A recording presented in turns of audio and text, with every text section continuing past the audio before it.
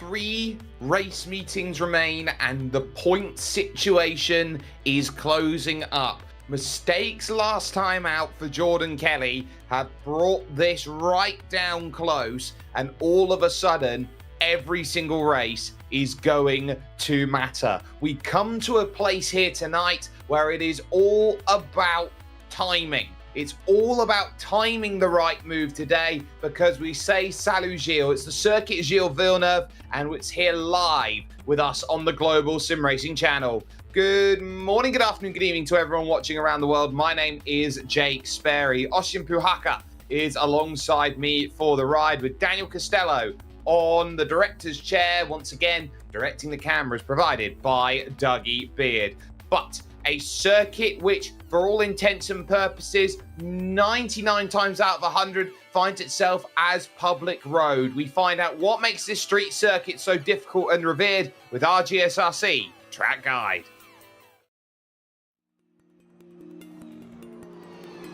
Welcome to Circuit Gilles Villeneuve.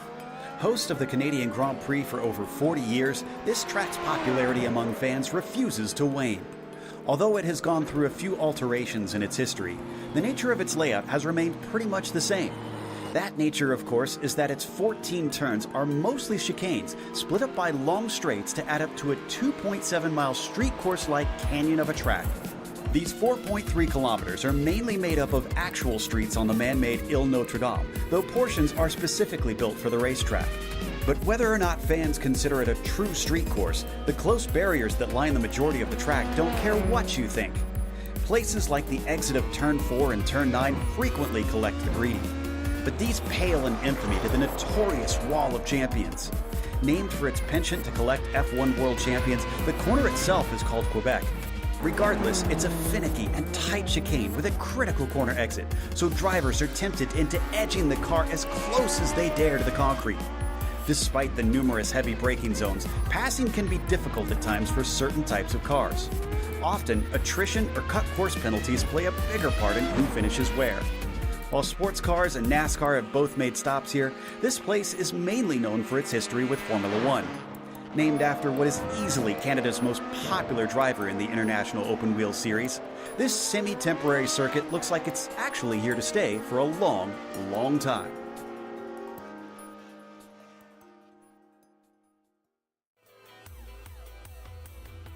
That's what makes this incredible circuit so difficult to drive. You get an understanding that this is a track, Ossian, where the second half of the lap is all named. But the first half of the lap, it's all corners, but it's the most technical part of it. And because we're at a street circuit, margins are thinner and finer than ever.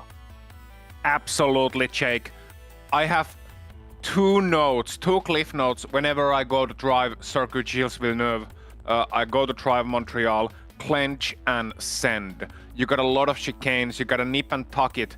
You gotta brake surprisingly early, lift off, get that line right, and then just clench to the corner, ride those curbs, and get the line as straight as possible. Most important parts of the track, turns 7 and 8, in my opinion. That's where Sebastian Vettel made his mistake in 2011 Canadian Grand Prix. Turn 8 exit especially, very, very tight. It's so crucial to get right because you get sent into a medium length straight right after that. Mechanical grip is of utmost importance here. We know it's a fixed setup series. These guys cannot adjust their cars. We know these Formula 3 cars have very little in terms of low speed cornering grip. So it's very important to get those braking points right, get that line right, and then as early as possible be on the throttle on the exit. Even more important here than usual, Jake.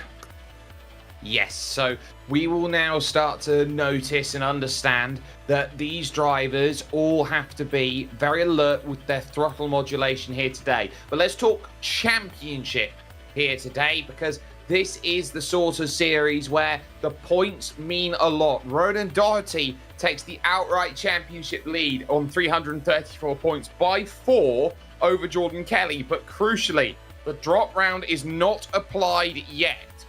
So what that means is that they will take their worst weekend, or worst week, so to speak. So worst 3 races combined go away. That's where Jordan Kelly at the moment has still a slight advantage. You look around, Dylan McClements finds himself third with Rory O'Shea fourth. His drop is naught, so he's got a big advantage over those around him, including Conor Malia in fifth position. Sean McClements and Sean McGoldrick remain inseparable, sixth and seventh, with Lawrence de Sosa currently in eighth, Peter McCann ninth, and Alexander Mielken just 2 points back of McCann in that battle for 9th and 10th positions overall at this stage. So they've got that to think about. But Ozzy, we talk about this race and it's 3 different races. That's what makes up the RTA night.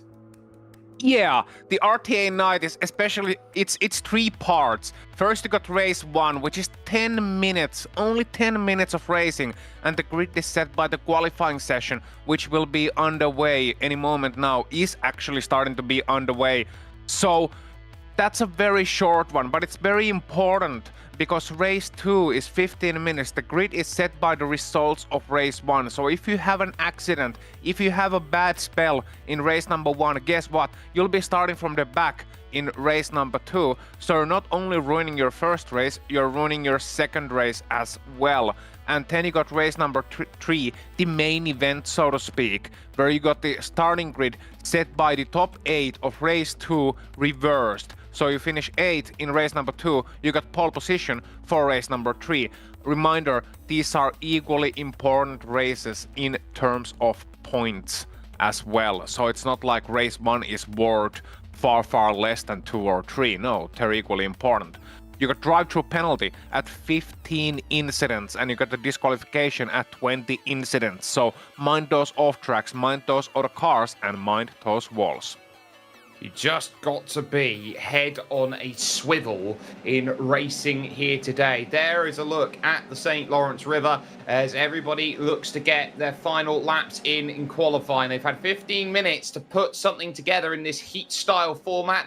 And at the moment, it is Jordan Kelly who is up on the top in the number 8 machine on a 129.667 and has Ronan Doherty 0.3 of a second behind. The McClements brothers, they're currently 4th. And we talk about drivers who are going to come in and maybe go bounty hunt for stages or go bounty hunt for wins. Jonathan Brown might be that sort of driver here, Ozzy. Oh, absolutely. He was lights out last week at Suzuka. He was so good. I was so impressed by his performance. And this time around, he's sitting 5th in the qualifying and might be improving this time around. Let's see. He has one more lap after this, and he has the tow as well of Peter McCann right in front of him. So we'll see how Jonathan Brown does. Does a 130.1 here and gets himself up to the podium spots if there was a podium for qualifying. Yes, so 3rd position then puts him on the inside 2nd row of the grid. Jordan Kelly still there and now looking for those all-important laps going through the right and the left of turns 3 and 4, and then that will open up this long sweeper here at 5, and then you've got 6 and 7 that are next, or 7 and 8, the left and then the long right. It's all about waiting. Look how he's fighting the car. There are 2 kicks of oversteer trying to keep the car settled, really trying to balance on those slick tires. Yeah, and he's very accurate there, heading into the last part of the circuit. So look at him, how he's just using every inch of the racetrack and then some. You don't see the grass flying, but you can see him just absolutely using every single bit, and that is the hallmark of a great driver. It's what separates the good from the great. Yeah, and now on the long backstretch, that all-important backstretch, which leads to the final chicane and the fabled Wall of Champions that is there on the outside. Everybody has gone through it, and some drivers have got it wrong, and there's one that's just got it wrong in front of him, and that will be Brown, and he'll be joined. Jordan Kelly will just about avoid the Wall of Champions, but absolutely bash that into the wall. That's the end of his qualifying, and Ronan Doherty, I think, is going to be out of time to get there because he's got to get the lap in before the checkered flag falls. And I think he's a little bit too far back. He'll use Eric Couillard for help, but no, it's not going to happen. So the grid is settled, and we're going to take a look at it right about now here with you on the Global SimRacing Channel. It is number 8, Jordan Kelly on the pole, 129.666, as Ronan Doherty alongside the company. Jonathan Brown and Sean McClements will house row 2, with Dylan McClements in 5th and Graham Melvin in 6th place. Peter McCann and Alexander Mielkin will hold 7th and 8th, with Lawrence de Sosa 9th and Ian May rounding out the top 10. In 11th place, you have Simon Hutchings ahead of Tony Stack and Chan Wing Fei. Sam Kulbeinsen is in 14th, Jamal Kandur is in 15th, and Damian McMullen is in 16th place. You got Ronan Hederman in 17th, and Sean Hegarty in 18th spot. And on last row of top 20, you got Simran Takhar and David Boudre.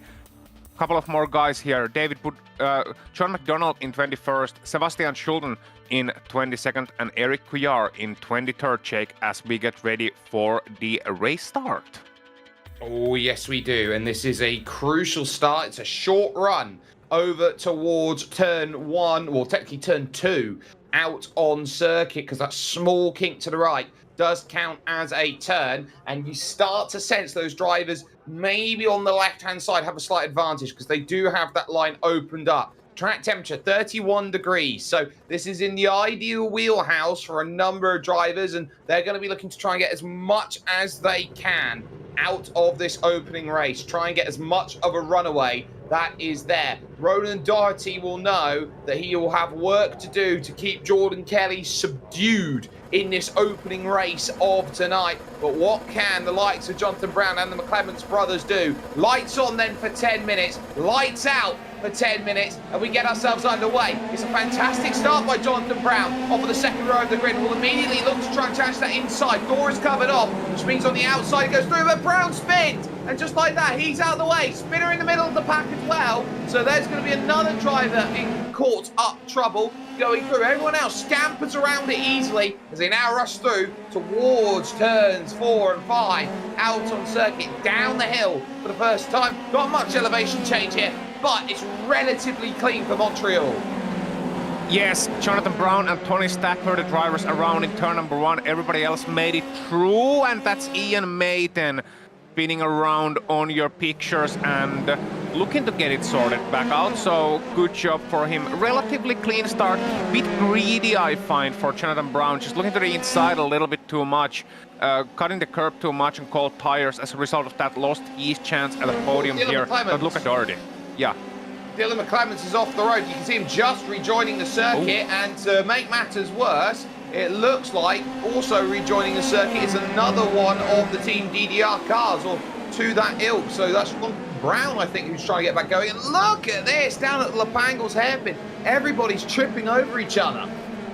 Yeah, and look at Dylan McClements. He's making passes without a rear wing. So that's McMullen alongside him. McMullen will get back past. You'd think McClements would have less downforce due to that lack of rear wing, but it actually damages the downforce of the car. He's gonna have to come to the pit lane surely this time around. Thankfully, it's a short one here. Yeah, no, I think he's, he is going to dive in then. So he does jump into the pits, get some quick repairs, and get back out and going again. They do have one fast repair per race, so they've got that in the back of the mind. It was Graham Melvin who ran into the back of him into that third chicane. Here's Simon Hutchings. What a start he's having up in fifth, but he runs a little bit wide, does glance against the wall, and that's going to allow Lawrence de Sosa, the head of Potato Nation, to move straight through. So a comfortable pass around the outside then, and into another important move for de Sosa. He's gained up now to 5th position. There's been some great movers in this field. Simran Takhar, 11 positions gained on the opening lap. Yeah, that's talk about in the start, the most important thing on the start when you're heading into the first corner, right on the main straight. If there's a gap, oh, and the car goes very wide, and that's a car crashing, that's Hederman crashing right behind him, and John McDonald as well involved in that one. That's, that's not great, guys. No, that's a heavy, heavy incident, and that is what happens when you get 2 into 1. fighting for the braking zone. It's a one-line corner at third chicane as De Sosa now continues against Simon Hutchings. Hutchings coming back, looking for that place. He's got the inside for the fabled final chicane, and can there be an overtake that unlocks it? No, Hutchings, a little bit pedestrian, will lose out then in terms of that move, and thank you very much. Lawrence De Sosa is going to run away. Yeah, so he's looking to do Jordan Kelly in the lead. Meanwhile there, then, oh, that's very wide for Hegarty then. Hegarty goes around actually. And that's Sheldon who was very wide, and Hegarty goes around in the final turn. So the Wall of Champions, well, not too many guys hitting the wall yet. It's just spins and such, and those are very high curbs. You have to be absolutely surgical with your precision to cut the curbs there, because you cut the inside curb just right, and you essentially bounce up, but nothing bad happens. If your angle is even 1 or 2 degrees wrong, you cut it a little bit too much, an inch too much, and you're around. That's just the way it goes. Graham Melvin's son's front wing is desperately trying to hold back behind him Ian May, who now jinks over to the left-hand side, right-hand side of the screen. Now looking for that move on the outside. Is there going to be a fight for it? No. Back into line, second straight time he's done it. That's just so clumsy, and across the track as well, so close to collecting an innocent bystander there, or a by driver I should say, but Graham Melvin, yeah, he was trying to get him back on the brakes, trying to get the brake at the usual spot, didn't remember he had no front wing. That plus the draft equals a longer braking distance, something that wasn't really put into the calculations there. And Jordan Kelly, another fastest lap here. We see these mid-pack battles. As mentioned before the race start, Jake, it's been a race of attrition so far. Those walls are close, and Hederman having a bit of a moment and takes Tony Stack with him. He does, and will redress the position. This has not been a Ronan Hederman style night out there, but Jordan Kelly does house the race lead at 0.7 of a second, but not crucially clear, I would say, at the front of this field with half the race already gone. He knows that Ronan Doherty is right there behind him and is going to want to try and get through and make as many places as possible, flying through that third chicane. You can see how these drivers are just a little bit more aggressive than those maybe in the midfield. They're willing to take those risks, knowing how important it is to have the downforce playing in your favor around here today. Absolutely, absolutely. You have to use that downforce the car has, because you don't have mechanical grip, you don't have other weapons. So with an open wheel here, you can't really abuse those curbs similarly than you would in a GT car or something with a little bit more ride height. So you have to just, it's so important to get that line right. Once again, we've been talking about it a lot, and you can see them not even using the curb into the final chicane. That is the right, correct decision. You can use it a little bit with these cars, you absolutely can, but it's such a risk that nobody is willing to take it at the moment. You have a chance to gain very little and lose very, very much. Absolutely you do, and it's very much a case of two, hoping that they don't lose everything and more right now. Kelly and Doherty flying through the chicane. Jordan Kelly is safe at this moment. There is Lawrence De Sosa. He's got his eyes on Peter McCann. They're in 4th position. Great drive from Peter here at the moment. Just about scrapping it out for the top 10 is Peter in the championship, and this will be a boon that he will definitely want to be working with, especially when you consider that once you're at the front, it's very difficult to lose it. You can only lose it by a mistake. You've got Simon Hutchings there in 6th position. He's desperately trying to stay in the draft, but because we're on high downforce, it means you're getting high turbulences through all these corners. Yeah, you can just you're just working understeer constantly. That front wing is getting the air is turbulent air, as you said. It's not clean air as we talk about in racing terms. So that means effectively the effectiveness of the front wing is less than usual. You see the Sosa there collecting up a slide nicely and leaving a chance for Hutchings here on the back straight maybe. Yeah, and now here comes the move. Lawrence De Sosa, which way does he cover? Oh, brave to take the outside line here to Simon Hutchings, and Lawrence De Sosa wants none of it. That was as dangerous as it gets. A comfortable pass then in the end being constructed, and Simon Hutchings then will move up the place once more on Lawrence de Sosa. Brilliant stuff between them. Yeah, and very clever from de Sosa as well. Knows he made a mistake, took the middle line effectively, left the outside for Hutchins. Hutchins took the outside. After that, de Sosa wasn't interested in fighting it. Why wasn't he interested in fighting it? Well, because there's Peter McCann right in front of them, and he reckons that Hutchins may have the pace to challenge McCann yet, and maybe give a position or two to de Sosa that way. So very much a thinking man's drive 10 from Lawrence.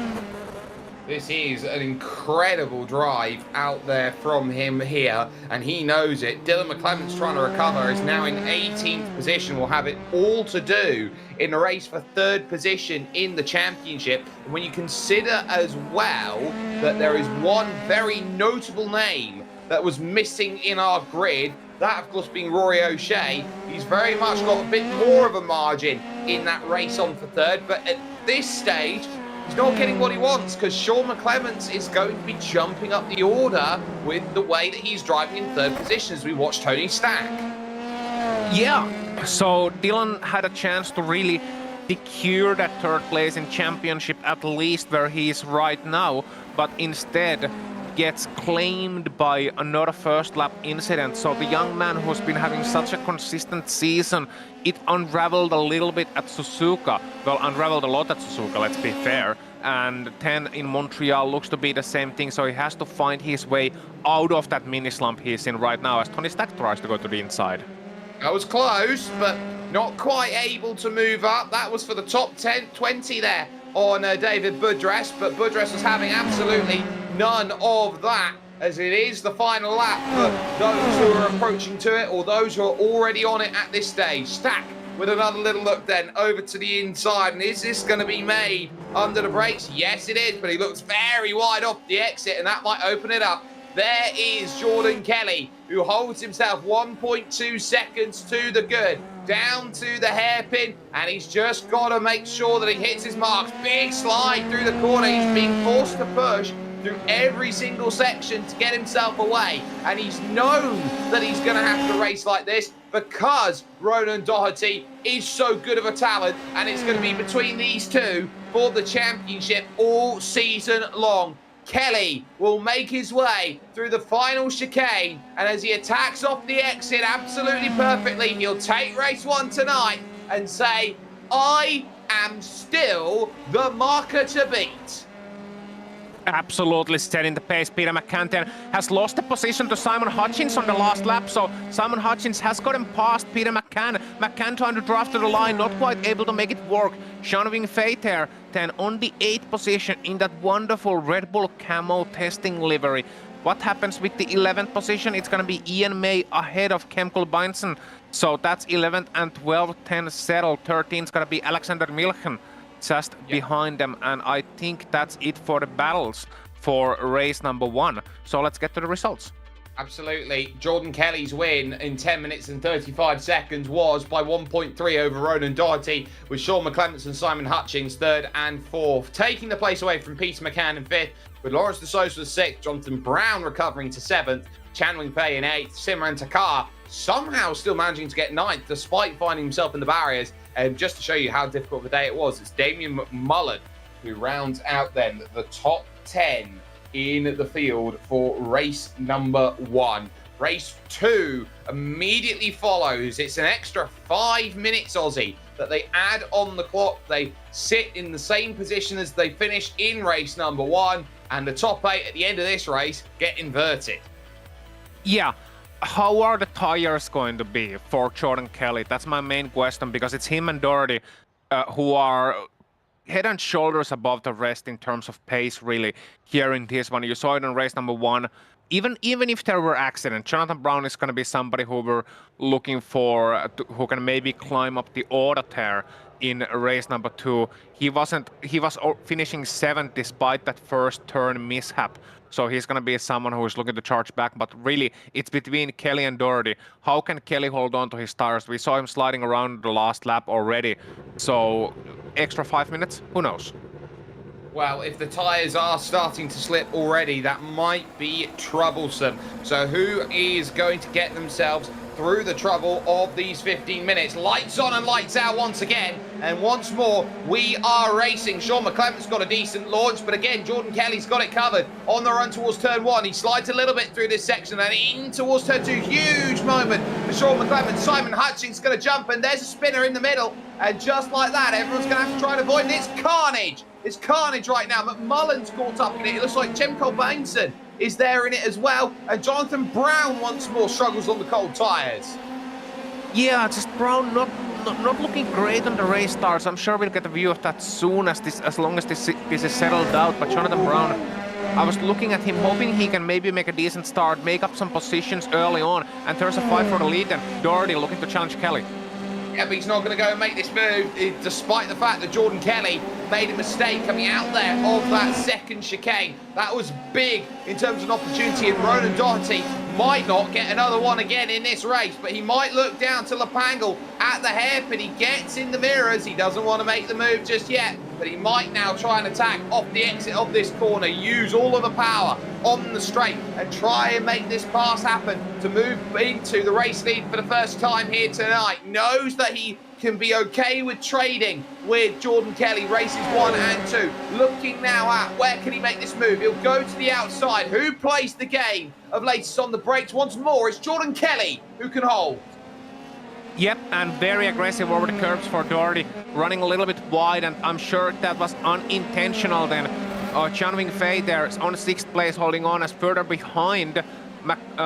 It's Sean McClements, Ian May, Alexander Milken, and everybody else who is struggling a little bit. Dylan McClements then in 11th place, up 7 on the opening lap, so that's great for the young man. Yeah, Milken has definitely made some good progress there. Dylan McClement, has made some good progress off the start. So too Alexander Milken up 4, but he's on the outside looking in compared to Ian May, the man on the bubble in the Team Potato Nation car, on the brakes. And here's the key that they've got at the moment at Potato Nation. They've got Milken, who's currently there. You've got Simran Takar. You've got Ian May, who's in. So this stage, you've got 3 Potato Nation cars fighting for 1 place as Sean McClements and Chan Wing-Fei duke it out. And I think Chan's going to start having to look behind here at the group who's definitely coalescing to try and make a pass. Yeah, absolutely. Looking to the outside, and you can see Ian May looking to take position up to the inside into the hairpin. Can he make it work? Yes, he can. Can John get the position on the out exit? No, he can't. So that's 1 position lost, and that's 2 teammates then coming behind him. That's Milhan and Tahar, and Dylan McClements 4 seconds back of T-Spec. So if they continue battling, it's gonna be Dylan who's gonna be joining this one in the later portions of this race, but very, very much in a neat line to the last corner. Let's take a look at what happened then on the race start. This is how it all went wrong as they went through. Now we're going to focus on Damien McMullen's view. He's in the green right in front as he hits the brakes, goes through the opening couple of corners. Now he's okay at the moment as he goes through 1. There's a little bit of smoke there at 2 that would have concerned him, but there goes Brown, and he now has to try and skittle through. And as he slows down, the torque and the cold tyres, he just loses all the grip. Yeah, so he was all right. That's the thing. He was able to avoid the incident, doing a great job at that point. Whoa! Oh, was that Ian May? Yeah. Ian May backwards on the way towards 7 and 8 out on track. That would have been a huge shock as Graham Melvin went through the corner and ultimately nowhere for Ian May to go. Yeah, nowhere but around and around like a carousel on a Tivoli. And that's Ian May now, just struggling a lot. He has a lot of damage to that car, having to let McDonald and Boudreau pass as well. Meanwhile, in the lead, Ronan Doherty is struggling to live with Jordan Kelly's pace. I think that's why he was so aggressive on the opening lap, on the race start, because he knows that he can't let Jordan Kelly dictate the pace, because if he lets Jordan Kelly dictate the pace, he's going to have a bad time, as Milken tries to get past Chang Wing-Fei and does. Yeah, tries and succeeds and moves up into 7th. Jordan Kelly setting the fastest lap then of the race, a 1:29.6, enough to move up then almost a second clear now of Ronan Doherty. Mielken in 7th. Now it's Chanwing Fei in 8th, and Simran Takar trying to jump into 9th. But back in 10th is going to be where the interesting game is going to be, with Dylan McClements trying to chase down that gap and co, who are all there. So keep an eye on that between now and the end of this race. Still 9 minutes and 50 seconds to find that pass. Mielken driving away now from this group, and every single second is going to count between now and the end of this race. Absolutely does. Looking to make as much of a gap as possible behind him so he can secure that 7th. That would be 2nd place on the starting grid for race number 3. It would be excellent for Alexander. Now, what can David Boudreau do here? He's sitting in that 31 machine in 13th place at the moment, but has a lot of food in front of him if he is hungry. First up is the snack of John McDonald. Then you got Sean Hegarty as the main course, and maybe as the dessert, Dylan McClements. Dylan McClements would be a very, very nice dessert for David Boudreau, but he's got to run the gauntlet first and get on through, and that does include one Potato Nation car and one Father Ted machine. Here is Chanwing Fei searching back for the inside. He's now lost out that 8th place. He's now on the outside looking in, because Simran Takar, who started tonight in 19th position, is now in position number 8, and almost there in the background, one of the Potato Nation cars finding the wall there at the that section of road. So that could have very easily have been even further troubles there in the race for John McDonald. He gets very, very lucky. He's still got a car. But this group now is starting to splinter a little bit wider. They are indeed, and something to tell you about the pace of this race. Last time around, Jordan Kelly 129.67, Ronan Doherty 129.74, Simon Hutchins in 3rd place 130.9, Peter McCann 130.4. There's nobody else even close to breaking the 130 barrier apart from our 2 leaders. So these men, these fine men, fine drivers are setting the pace, but it's Doherty who is just that little bit too far to make a move right now. However, still holding onto the draft. Yeah, and that draft's important because it's keeping Ronan Doherty in range at this moment at 0.6 of a second. He's not a million miles out of being able to fight for the victory. Look at how Jordan Kelly slides the car through every single corner. He's able to get a little bit more out of it. He's pushing a lot more. He's gaining a small little 0.5 tenth here, 0.5 tenth there. But then in certain stages, he'll slide and he'll lose all that time back again. It's a game of swings and roundabouts with the way that Kelly dances on a knife's edge. Yeah, game of corners and bridges maybe for Jordan Kelly then in the lead of this event. And he's braking very late, but once again, a reminder, those tires, they do not last forever. Even if it is a short race, only 15 minutes, if you slide a car around in every single corner, you are going to feel that inevitably at some point of the race. Then what can Peter McCann do regarding the podium? He's got Simon Hutchins there for company. Yeah, and that is some company that really, when you look at the race going on for 3rd and 4th, that is also rather important. Simon Hutchins on a career drive, Peter McCann driving in a pace that we haven't seen since the Toyota GR86 Cup, where he was dominating at the top of the championship for the opening weeks there. So he's finding a bit of form here as Peter McCann. He's really trying to ratchet up and say, you know what, I can play this game, I can find myself these positions, these all-important positions, but he's now going to have to do some work, as here comes McDonald and Boudreau.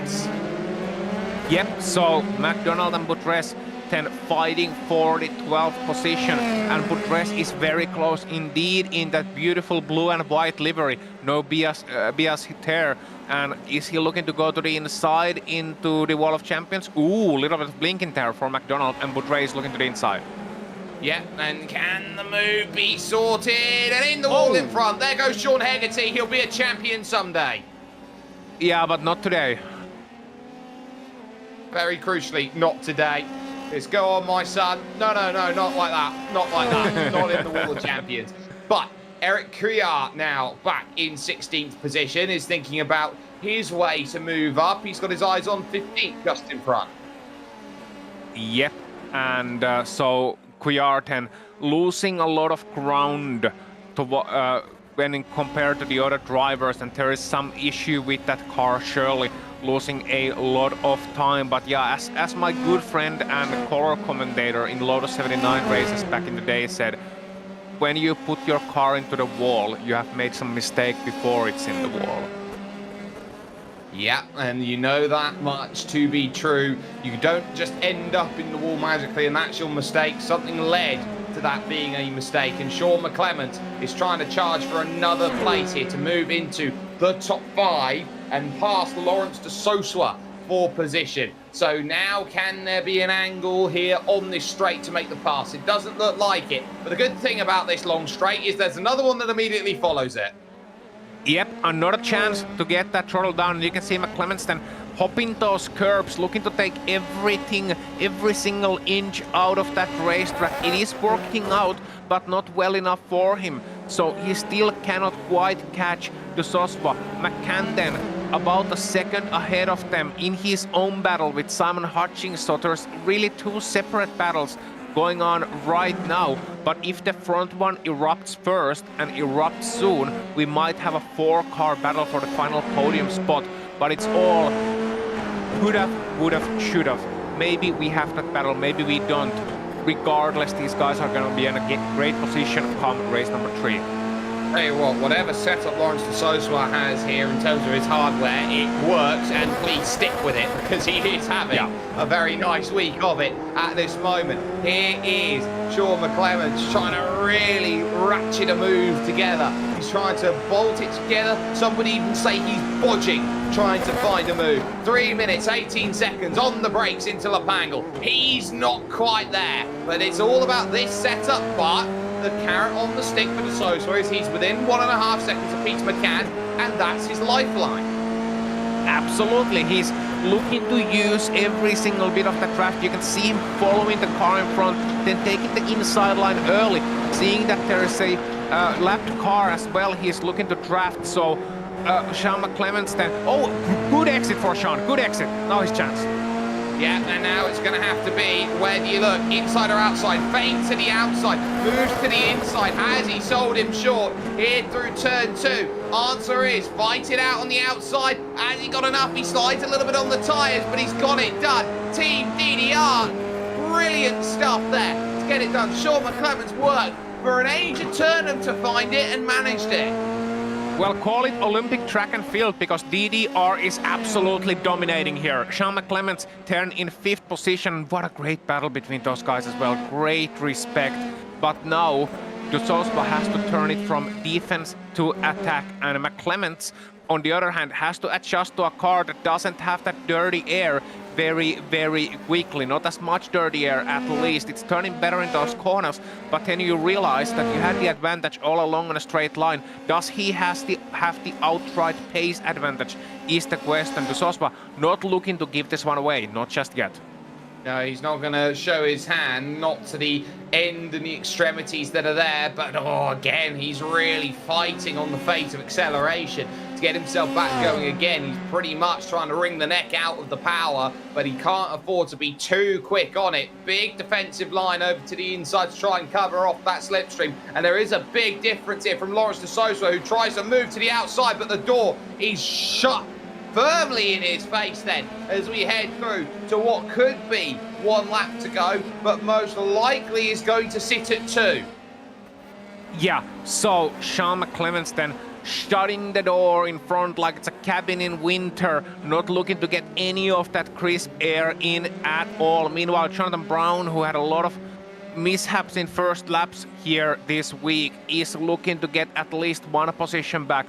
It'd be Ronan Herman then on the firing line, and Brown is looking to the outside. Should be a bit of a slam dunk considering the pace difference between these guys, but we'll see what happens.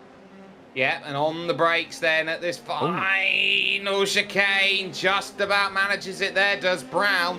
And that was brave on Ronan Hederman. You had to find the magic to get it done, and did so. It's going to be very close when they come to the line, because we're down to 25 seconds and Kelly's only down at the bottom of the circuit. The gap's opened up to 3.5 seconds over Ronan Doherty with a simply sublime drive. here around this circuit. And I tell you what, Jordan Kelly is driving as if everything depends on it. He's being pushed to the absolute limits that he's got into the Wall of Champions section, through the chicane, and 0 hits on the clock. There's enough time for Barney to wave the flag. Jordan Kelly is doubling up here at this incredible race of Circuit Gilles Villeneuve.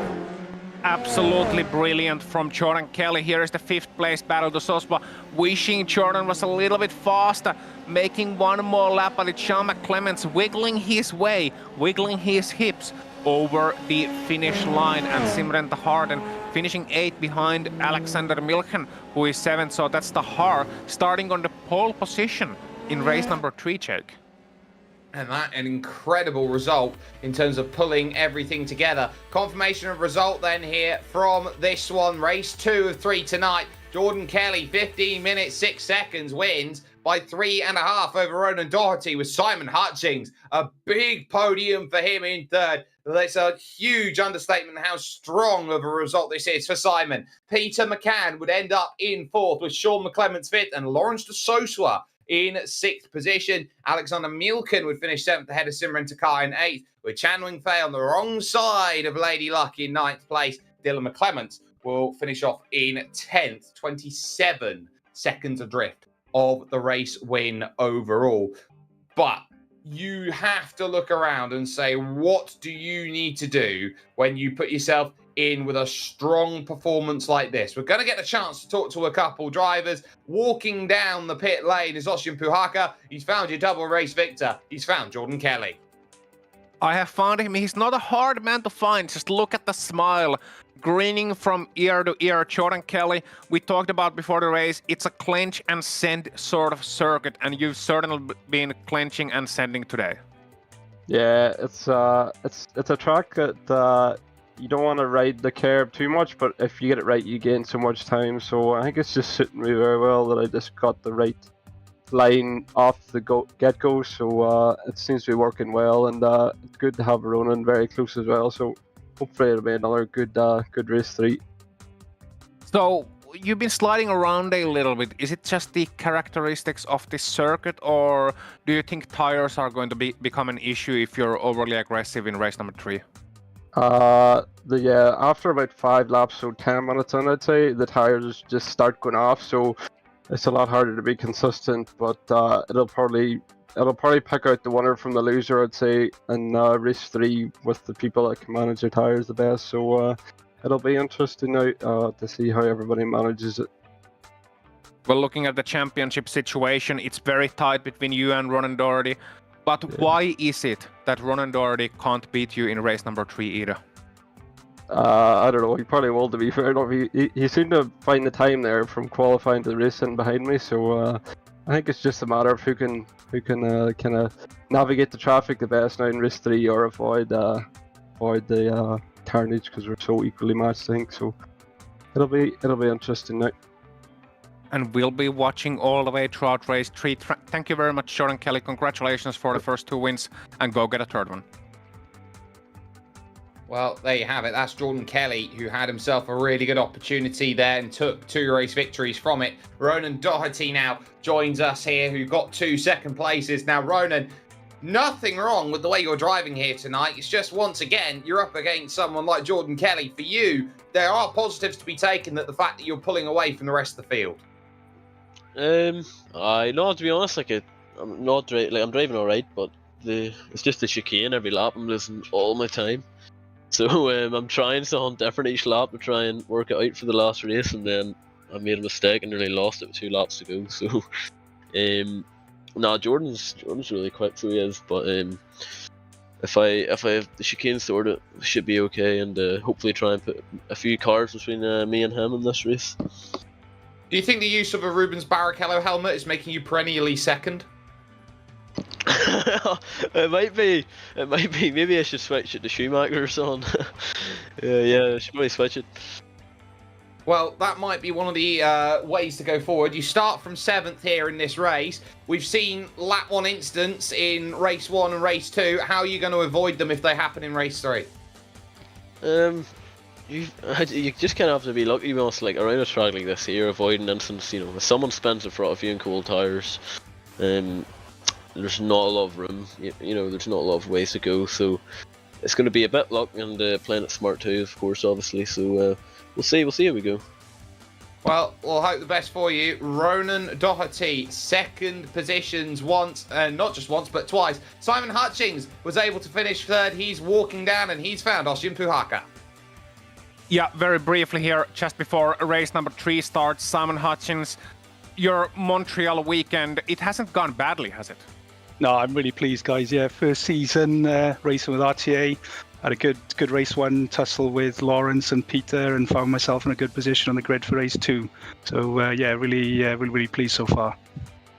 So you have Welsh flag on the side of your car as well. How is it racing against a bunch of Irishmen? Oh, it's fantastic. Yeah, us Celts have got a good relationship. So yeah, it's really been really good fun actually. Yeah, it looks like fun. What's your plan for race number 3? I know that I haven't got the pace to keep up with the guys at the top, so I think my fight this weekend is going to be with the likes of Peter and Lawrence, I think. So yeah, I'll see what I can do race 3. Well, good luck out there, Simon. Go get him.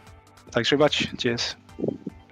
What an incredible third place it was for Simon Hutchings, but now we sit here with race 3 on the horizon, and turns 1 and 2 have been the real trip up points over the course of the racing action, and I'm sure that these drivers are going to look around and say, well, what can we do? It's been third place each time that has had a couple little bit of stutters, so that will be for Lawrence de Sosa a little bit of an omen as the checkered flag falls in warm-up, which means we can go to the starting grid and have a little look. It will be Simren Takar on pole position. Potato Nation lock the front row out because Alexander Mielkin will be alongside for company. It will then follow Lawrence de Sosa and Sean McClements third and fourth. In 5th position on the grid will be Peter McCann with Simon Hutchings in 6th, and then 7 and 8 in 7 and 8. Ronan Doherty and Jordan Kelly. Chanwing Fei is 9th. Dylan McClements rounds the top 10.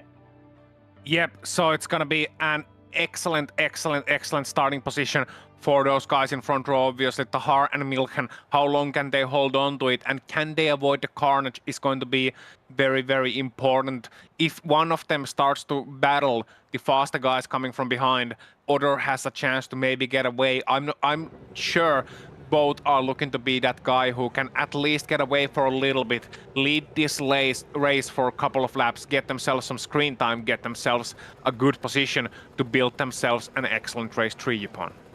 Absolutely. We will see how those margins are going to play out.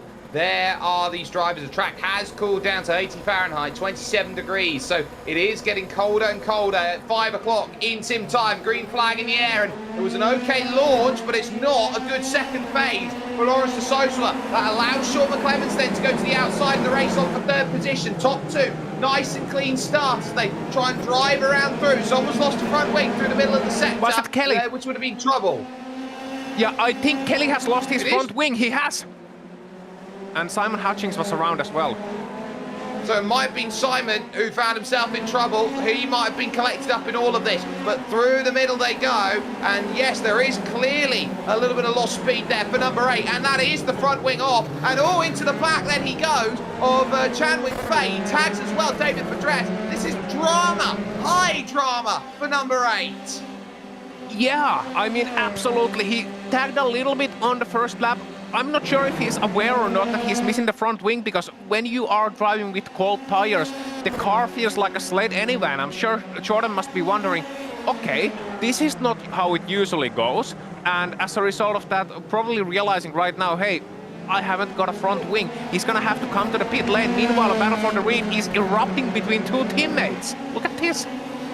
Simren Takar, Alexander Milken leading in the 84, back to Linus Stern they'll go, try and duck out, but he's not left himself much room there, has Simren, so he's going to have to back out of it, and suddenly Peter McCann has erupted onto the scene. They drive into the corner. How on earth is Simren Takar not taken out the back of Alexander Milken? They'll take the 4-second slowdown and drop way back. Yeah, first lap slowdown, it hurts, and it's absolutely lasting forever. It's like waiting at a dentist. You just want it to be over. Please just give me the pain. But it's a slow burn instead, and Jordan Kelly, meanwhile, getting to his pit stall and looking to get his front wing fixed. There's a penalty flag on for Jordan Kelly. Has he got 15 incidents in a lap? Maybe he sped into the pit lane. Also that, which would be compound issues, so any hope of getting anything out of this one looks like it is going to be and gone at this point. And there goes Chan Wing-Fei, gone around at turns 4 and 5.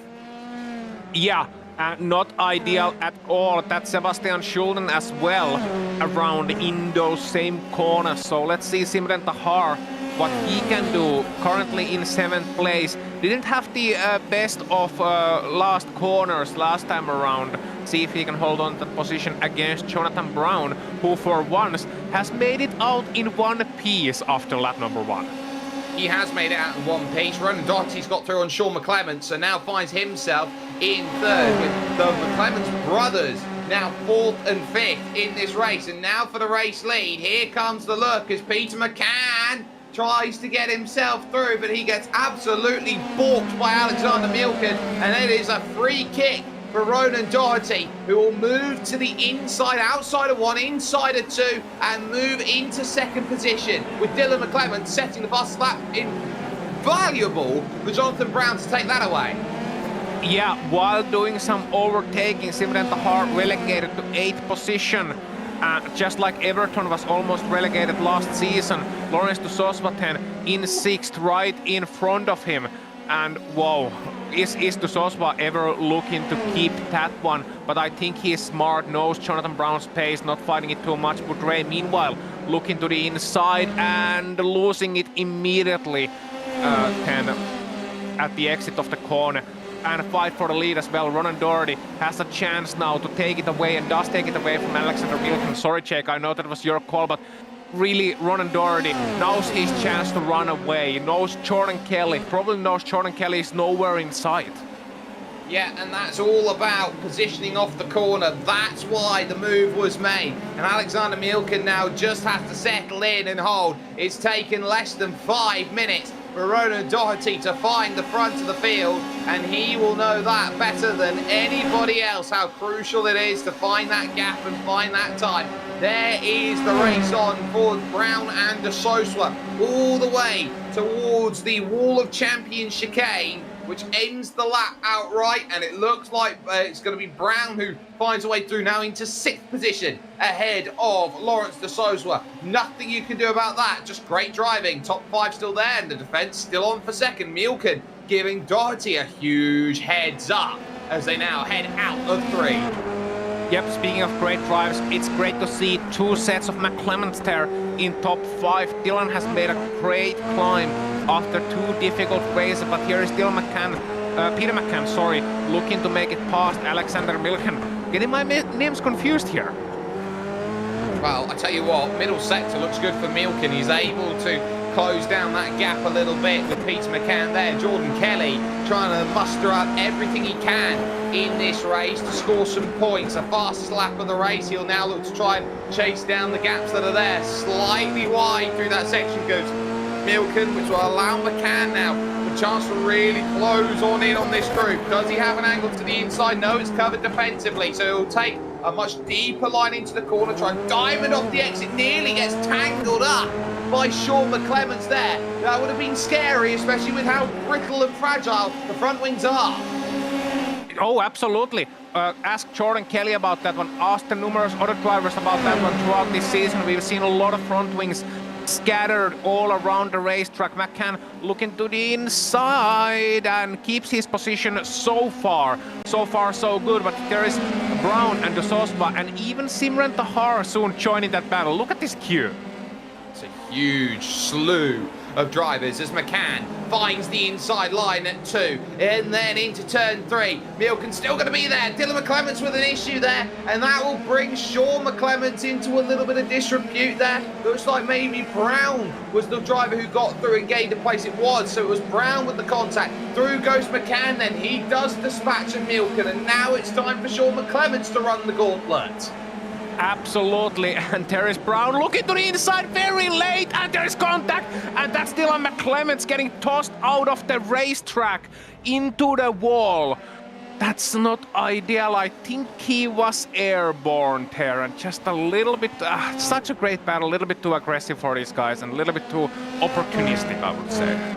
I'll tell you what, Dylan McClements just overcooked it. There's no more, there's no less. He just went up over the back, just overcooked the car, and that was that, and he'll be a retiree. Milken still in third, still thinking about second place and Peter McCann. He'd absolutely love to find that pass. He'd love to gain that position here with 12 minutes and 35 seconds remaining in this race at number 3, and they realise that they are going to be very, very shortly out of time for this race, and they will then look to move 1 week from today. Milken to the outside, defended nicely through the corner there by McCann. So McCann able to hold on 2 seconds for the time being, and there in the background, going straight on, there was Simren Takar. So he's got to take the penalty, and Jonathan Brown is in the pits at this moment in time for damage, what is expected. Yeah, and let's take a look at that incident then.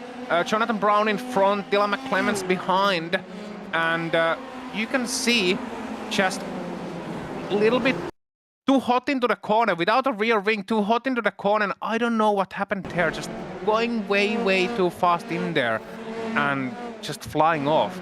I guess, I mean, they slowed down so much in front because of the battle, but you have to expect that there is a battle going on in front, and the cars are going to be slower. Maybe lack of vision, maybe just taking his usual line, looking to take a great exit and realizing way too late that, oh, they're going to be practically stalled in the middle of the corner.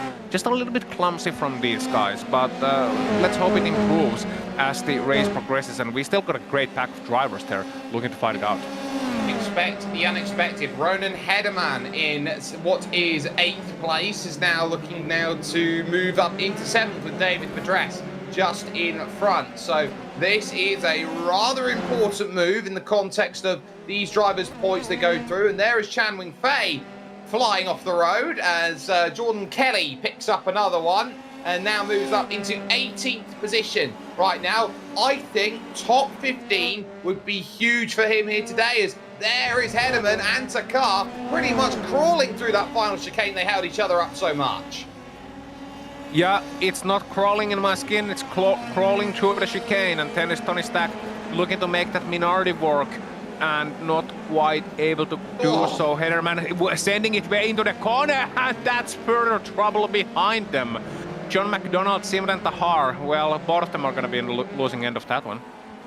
Yeah, so John McDonald will be flying through the corner, making contact not once but twice with Simran Takar.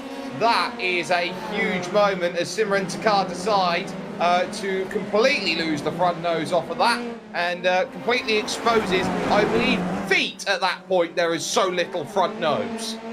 Maybe that, or maybe he has an Adidas sponsorship with the 3 stripes in front.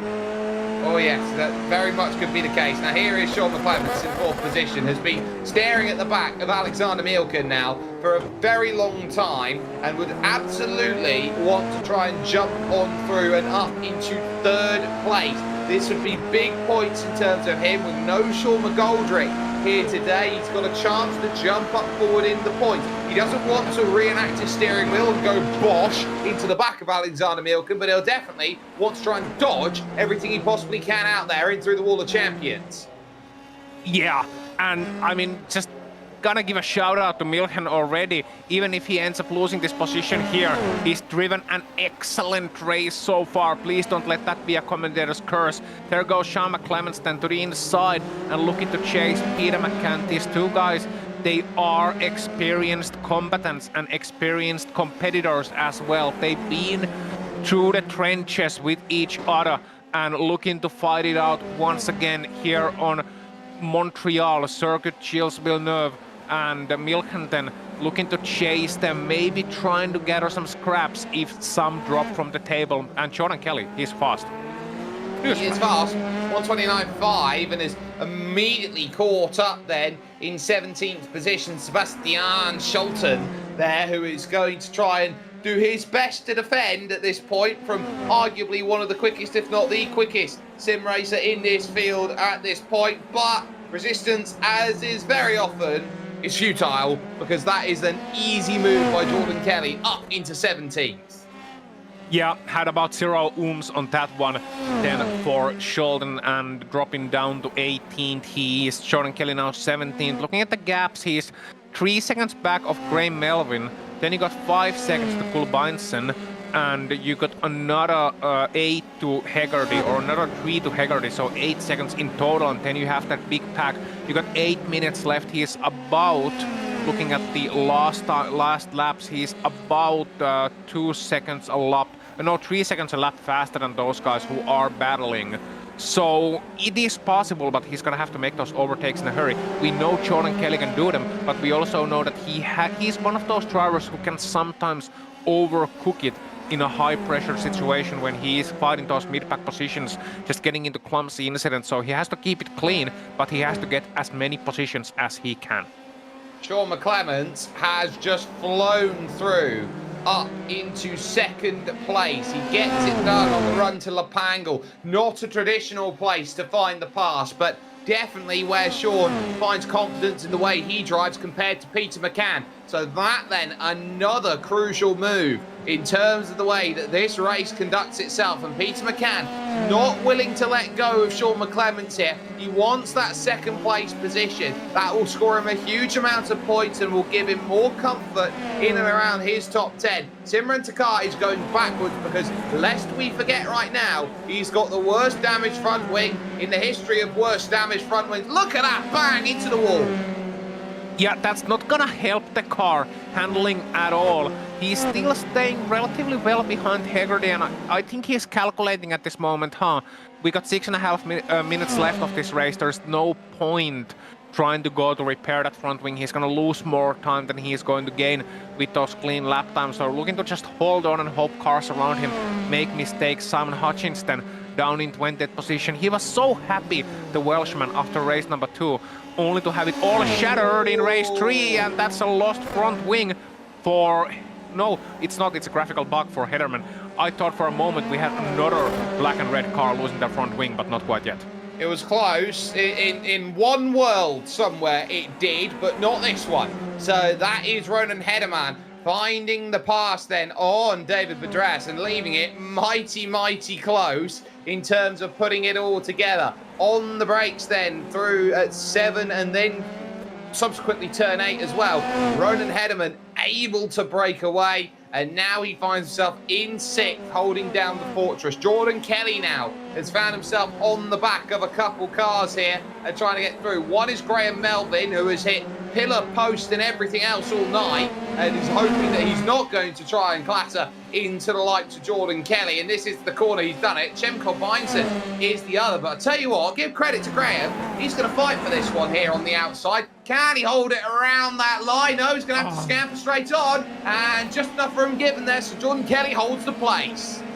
Wow, a little bit aggressive then, a little bit taking a page out of the Formula 1 driver's handbook then, and look at that, just showing Graham Melvin, showing his nose to Jordan Kelly, saying, look, I wasn't happy about that move. I wasn't happy about it at all, but that's the trouble for Jordan Kelly. He's been pushing for so long trying to catch these guys. Now that he's caught up, the braking points are going to be all different. The understeer is going to feel all different. He's going to suddenly feel how worn his tires actually are. And look at this exit. He has to almost lift off. He's getting such an overspeed over Kulbeinsen. Yeah, there's not much that Cem can do except use the draft of the car in front there of Simran Takar, the damaged Simran Takar, who's now going to be scared almost off the apex then as he goes through the exit of the corner. Jordan Kelly will jump straight to the inside, and now that's 14th position. So some great moves. 4 minutes to catch 4 seconds. You've got a minute a second to try and catch on the cars in front. Not a thankful task. There is Jonathan Brown. He's making good progress now back up through the field. This is for a top 10 against John McDonald. Yep, and he's looking to the inside 10 and makes it stick. Nice job by Jonathan Brown. Don't take it too wide on the exit. Just about holds it to the good. Those curves on the exit, they may be flat curves, but they bounce around a lot. so you don't want to be trusting them too much at the exit of the corner. At the same time, you have to trust them to make that optimal lap time. Then what can Sospa do? The leader, as you mentioned, of the Potato Nation. If you need computer advice in Ireland, you should give this man a call. And if you need overtaking advice, who knows, he might be the man to call as well. Let's see what he can get up to in these last 3 minutes. Oh, it's defended again, which means that there is a no let me pass policy with the Potato Nation drivers. You're going to have to work for it here, Lawrence. Alexander Mielken's doing everything and then some to try and hold this all together, but on the power now towards 4 and 5, the flick down the hill and looking to try and really sling through the corner. You can see the scrapes on the outside of the wall. The attention to detail of every car that's gone through that's left a rubber mark through that. Yeah, it's like one of those guest books. Everybody signs it at one point, just leaving your tire marks there, and on you go. And let's hope you leave only the tire marks and not parts of the suspension and carbon fiber and whatnot. Yeah, and that's going to be very crucial in terms of these drivers because they don't want their race to end in misery with how that's going forward. You have then the likes of Sean Hegarty and co, and Hegarty's going to be looking behind because that has been the 4 seconds caught up then by Jordan Kelly, who is driving like a driver possessed at this moment in time. Look at him absolutely attack every single corner on this circuit. He's got 11th place as his sights, and that would be a huge recovery from pits and penalty. Yeah, and John McDonald has lost a lot of ground in this last lap, actually, because it was Brown passing him. Oh! Alexander Mielken's in the wall of champions. He'll be a champion someday, but again, not today. No! Oh! Don't cut across the track on the last corner. That was almost an absolute disaster. Tony Stack is gonna be thanking his lucky stars and saying, maybe bring me my brown pants. Maybe a new change when he gets down into the pits at Parc Ferme. But Jonathan Brown makes a move then on Jamal Gandor and moves up into 8th place now. So another important move. Jonathan Brown, who's really doing well to recover through the field, and he's still got Tony Stack in his sights as the next move to go. GSRC replay then. This is how it went wrong for Alexander Mielken. He was racing hard against Mr. Lawrence de Sosa, and he's too aggressive over that inside curb, Ozzy, and unsettles himself. Yeah, that's what I talked about, and here is how he's cutting across the track. Look, seeing one car and then just cutting right in front of Tony Stack, realizing at this point the car isn't accelerating as quick as he was hoping, and Stack just about able to avoid him. Absolutely so lucky for Tony Stack, but it would have been also so unlucky to be caught up in that. Really? Really? Oh yeah, he is. I thought I was watching wrong pictures for the moment, but yeah, Jordan Kelly lost his front wing once again and gonna lose all those positions he gained at this moment, so that's gonna be so painful. It's Sean Hegarty. He had a huge moment through the opening corner. Jordan Kelly just got caught up in it. And just like that, it's trouble central in terms of his race. No such for Ronan Doherty, a night in which he knew he needed to score points to boost out his championship. Knew that he was down in the championship coming into today if drop points were to be applied. Needed a bit of a buffer and a little bit of help, and I think he's just found it here today. Yes, he's got the perennial number 2 helmet on in Rubens Barrichello, but the one thing that everyone needs to remember is that Rubens Barrichello is a sim racer, and just like that, Ronan Doherty is a sim racer, and he'll get the most that he possibly can out of that sim racing car, that F3, and do as much as he can to score points. He knows how crucial it is, not only for him, but for Team DDR, which is on for a 1-2 finish here in this third race with Sean McClements in second, with Ronan Doherty just having to negotiate Chan Wing Fei potentially in front as we head through the final chicane for the final time tonight here at this beautiful Circuit Gilles Villeneuve. Ronan Doherty will take victory and command of the championship. Yeah, drop points, drop table, drop the kitchen sink, and bury then Jordan Kelly underneath it. Here is the fight for 7th position. Tony Stack looking to the inside on the last lap. Not quite able to make it work. Jonathan Brown takes it all away from him on the last lap. Not the first time we've seen that Minardi livery suffer heartbreak. There is the battle between the cars with no front wings. Simran Tahar and Jordan Kelly. Look at this. You don't need a front wing to finish a sim race. Here is a look from Jordan Kelly. Can Simran Takar hold this? They're going to go around the outside. Oh, he gets hit. Jordan Kelly's put in the wall of champions. Is he going to reverse over the finishing line? I think he is. He Do will. a J-turn. First to try and finish. Now this is a race on. He's going 135 k's backwards, and Sebastian Scholten's going to try and beat him to the line, and he can't. Ah, and there's the J-turn. Good job, Jordan. Oh, not quite. 6 out of 10.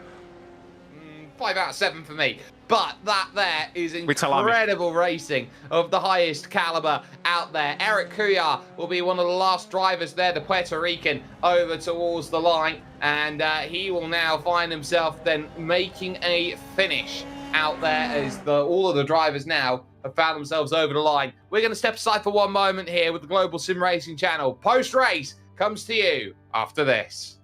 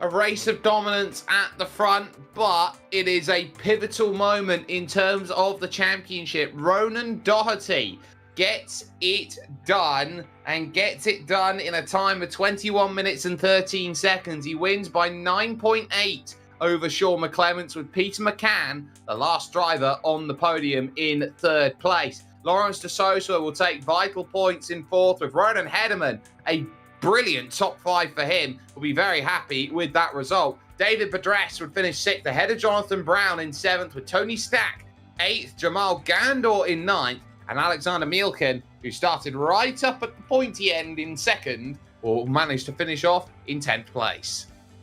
Heartbreak for him in those last laps. Joe McDonald 11th and Damien McMullen in 12th and Semkul Beinsen in 13th. Simran Tahar 14th and Jordan Kelly, he won the first 2 races, 15th in the last one. Gonna be one angry Irishman there. Sebastian Scholden in 16th, Sean Hegarty gonna be finishing 17th, and Eric Couillard 18th. You got Chan Wing Fei 19th, 2 laps down. Graham Melvin 20th, 3 laps down, and rest of the list retired drivers: Simon Hutchins, Dylan McClements, Ian May. A lot of tough names then taken out in the late portions or some portion of this event. But Jake, I think going from the drivers who are heartbroken, we are going to be talking to some happy drivers at this next moment in time, because I believe you have taken the microphone and you are soon talking to our race winner. I do believe I am, and for the second time tonight, I'll get the chance to talk with Ronan Doherty. Now, Ronan, it took you 5 minutes to go from 7th position up into the race lead, and looking around you, you talk about how you need to have a little bit of luck to go and make something happen. How fortunate is it for you that not once but twice over the course of this race today that Jordan Kelly has knocked his front wing off? Yeah, very, very fortunate. Look, I knew whenever I got on the lead, like I knew I could actually. I was in front of Jordan. Now I wasn't me who he went into the back of in the first corner, but I was in front of him coming out the second corner, and I said to him, "You've no front wing." And I knew from that point onwards, all I needed to do was just grab the lead, and from there just drive very, very slow and not throw it off. And that's what I did. Yeah, we just saw you had that sideways moment as Simon Hutchings went off to your right-hand side.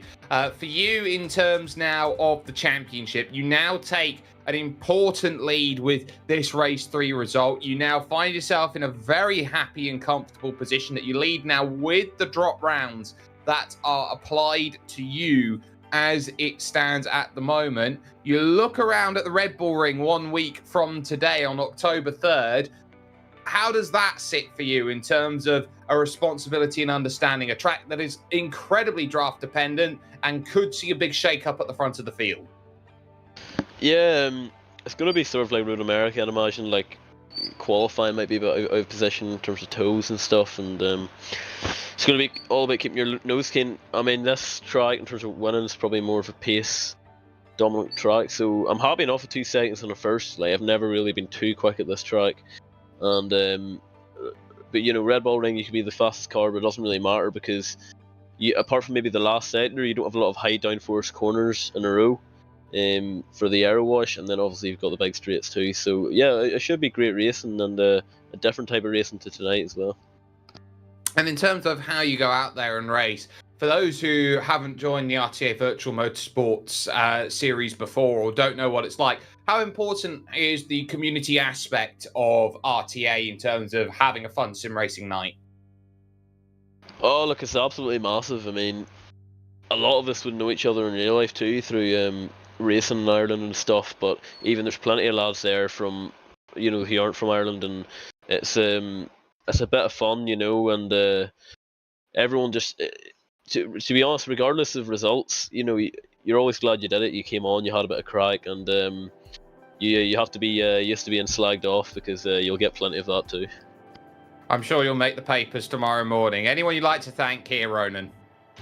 Yeah, just like to thank you know, you lads for providing that soundtrack over the racing, and like to thank everyone in RTA, especially Harry McCann. Yeah, well, no worries at all for Ronan Doherty. He takes a championship lead out of Canada and over to Austria. Smiles around for that. His DDR Racing teammate finished off in 2nd position. Sean McClements has been met in the garage by Oshin Puhaka. Absolutely, Sean McClements here. a bit of an inconsistent season for you, but when you've been on, you've been absolutely on. Second place here at Montreal. How good does it feel? Yeah, feels amazing now, to tell you the truth, after a few just bad rounds, inconsistent rounds, as you said. Just not try to avoid a lot of incidents and stuff today. Seemed to work out, so I'm happy. I'm happy how the race went today. You certainly have every reason to be an excellent result, but how was Montreal in terms of racing? I suppose all of you guys anticipated it'd be difficult, but it was certainly looking difficult as well. How was it for you? Well, Montreal, it was the first couple of laps were quite dodgy. The car just wanted to rotate every corner, and due to that, it was very unexpected in the first lap of the second race for me, and then I dropped down a few places. But for overtaking opportunities, it's a track that's very hard to overtake, so you have to pick and choose your times when to dive bomb and when to get in the correct slipstream and stuff like that. So it was a challenging track in its own ways, but also it was a very good fun track to be racing at. Well, with Connor and Rory O'Shea missing from this round, you're 6th in the championship points. I know we're at Red Bull Ring next time around, but surely you're going to be relentless in your pursuit of a top 5 in points. Yeah, the pursuit of the top 5, I'm just going to be giving it everything now these next couple of rounds to try and make up for the rounds that I've missed out on and I've done bad in. So next few rounds, it's all about just getting the head down, staying out of incidents and making sure I'm as quick as Ronan and Jordan. Well, I'm sure that's a solid plan. Let's see how it works out in a week's time. Thank you, Sean, for the interview. And if you have anyone you would like to give a shout out to, then give it a go. Shout out just to all the lads at RTA, all the admins for making it happen, and all the lads for showing up week in and week out and making great racing. A shout out to you guys for putting a brilliant stream on every week. And just a shout out to all the family members watching. I'm sure there's a good few of them watching, so they enjoy your streams every week, so keep up. Well, that is lovely to hear. Thank you very much. We enjoy broadcasting you guys, and Sean, good luck next week, and thank you for the interview. Cheers. Well, that was Sean McClements, who was able to come away with second position. It was a very well-fought race for this driver, though, who managed to score a podium, a 5th, a 4th, and a 3rd tonight for Peter McCann. Peter, you look at tonight, you look at the consistency in terms of the results that you've got, and this not only secures you inside the top 10, but it makes you walk great strides towards maybe even sniping away a top 5 at the end of the season. Yeah, Jake, I know I did better than some guys ahead of me tonight, so I'm interested to see where I end up. Don't know why I couldn't do this for the rest of the season so far, but here we are. Look, it doesn't matter that you haven't been able to do it for 5 races this season. For you, is your focus now doing that for the final 3? Of course, 1 you've got ticked in the book. You've got Red Bull Ring coming up. You've then got that championship finale, those final 3 rounds of the season. Are you looking around and thinking, right, okay, this is exactly what I'm hoping to try and get out of not just here, but the Red Bull Ring and Zandvoort? Yeah, just try and gather as many points as I can. You're just always looking for a top 5, I think, or a podium is even better. But yeah, top 5s, try and just push towards the top 5 in the championship if I can, if it's achievable. And how crucial has been the time for you behind the wheel, just getting accustomed to the car and just getting more of a feel? Do you think that it's taken you this month and a bit to really try and unlock that pace? What do you think's been the key to that? Mostly it's been talking with the fast guys, using telemetry to try and figure out where I've been going wrong. Funnily enough, it appears like the less practice I do, especially the last 2 weeks, the better I've done. I've done almost no practice for the race tonight, and it's gone this well. So you tell me. I don't know. I don't know why it went so well. Just, drive like James Hunt. Just have no practice at all and you'll be absolutely fine. Floor is yours though, Peter. Shout out sponsors, anyone you'd like to thank? Just to all the guys behind RTA, just keeping the show on the road, and to you guys as well. Always put on a fantastic show, so looking forward to looking back on it now. Well, the pleasure is ours. Peter McCann getting a 5th, a 4th, and a 3rd, which means on current form, you'll get a win in race 2 over at the Red Bull Ring. But that is going to bring things to a close then here from the circuit Gilles Villeneuve. I want to give a massive thanks to everyone who has got it done for us today, from Ossian, from Daniel, and from Dougie. You can catch all of our social media channels that will flick on through, as well as the equipment that has been used to get things sorted, including the music by June Lalonde, which you can catch on Bandcamp. If you haven't already, make sure you do it.